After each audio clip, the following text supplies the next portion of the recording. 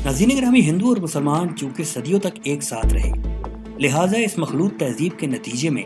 बहुत ही ऐसी रस्में भी थीं जो बिला किसी तहकीक के दोनों मज़ाहिब के मानने वालों की जिंदगी का हिस्सा बन गई, जिनमें एक रस्म चौथाई की भी थी, जो कि आम तौर पर शादी के चौथे दिन मनाई जाती है। ये वो गलीज रस्म है जो हिंदू तहजीब के मजहब का हिस्सा थी, जिसके पीछे एक इंतहाई घिनौनी दास्तान मौजूद है, जिसके पसे मंजर से ना ही तो माजी का मुसलमान आगाह था और ना ही दौरे जदीद के नाम नेहाद दानिश्वर, लेकिन बदकिस्मती से ये मुसलमान घरानों में भी आम हो गई। आज की इस ज़ेर नज़र वीडियो में हम चौथाई की इस रस्म की हकीकत और इसका तारीखी पसे मंजर अपने नाजरीन के सामने रखेंगे, जिसको जानने के बाद हमें उम्मीद है कि आप भी इसे एक इंसानियत सोच और काबिल नफरत रस्म समझकर इससे गुरेज करेंगे। मोअज़्ज़िज़ ख़वातीन व हज़रात, जैसा कि हम सब जानते हैं कि हिंदू माशरा कदीम ज़माने से ही ज़ात पात के एक शिकंजे में जकड़ा हुआ है, जिसने न सिर्फ इंसानियत को सरेआम कत्ल किया, बल्कि अब तक ये अपनी चार ज़ातों के चंगल से बाहर नहीं निकल सका, जो पूरी कौम को तकसीम करने का सबब बना।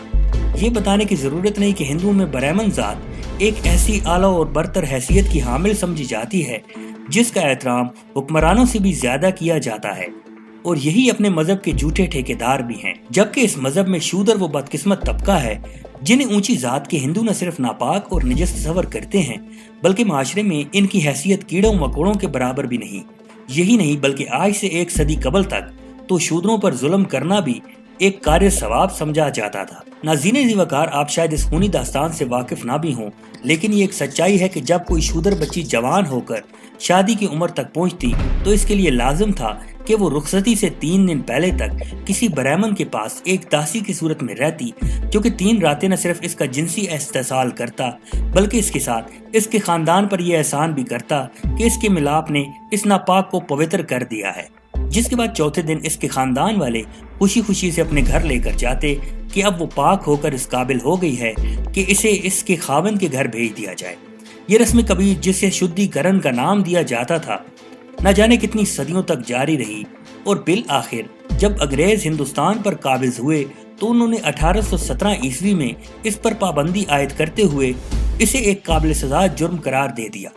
जिसके बाद अगरचे ये रस्म तो बाकी रही, लेकिन इसकी शक्लो सूरत किसी हद तक तब्दील कर दी गई। नाज़रीन मोहतरम, इसके बाद ये रिवाज बन गया कि शादी के चौथे दिन लड़की वाले न सिर्फ खुशी खुशी इसे अपने मैके ले जाने लगे, बल्कि इस मौके पर एक शानदार दावत का एहतमाम भी किया जाने लगा।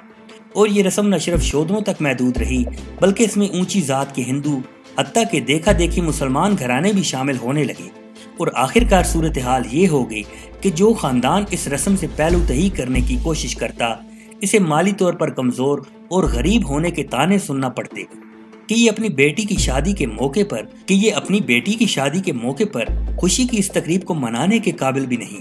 अगरचे वो रस्म कदीम जिसमें एक ब्राह्मण जात का हिंदू किसी शूदर लड़की के साथ जना करके इसे पाकीज़गी की संद अदा करते हुए एहसान किया करता था,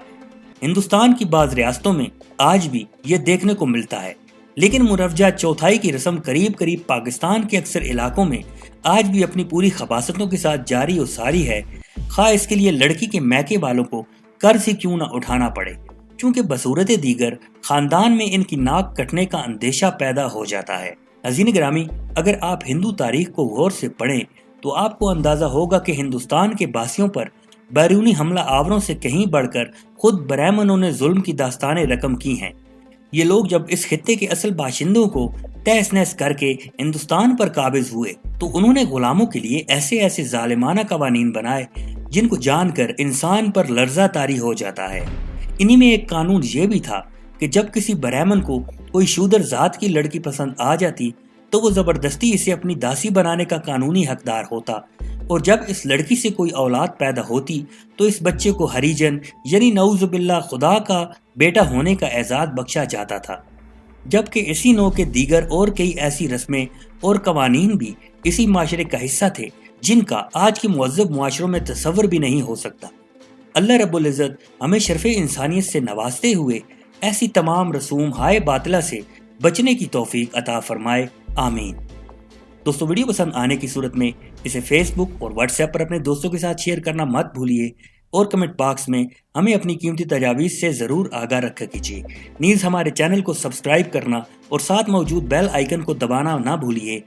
تاکہ آنے والی ویڈیوز بغیر کسی رکاوٹ کے آپ تک پہنچ سکے۔ حاضر ہوتے ہیں ایک نئی ویڈیو کے ساتھ، تب تک کے لیے اپنا، اپنے دوستوں اور گرد و نواح کے سبھی افراد کا خیال رکھیے۔ اللہ نگہبان۔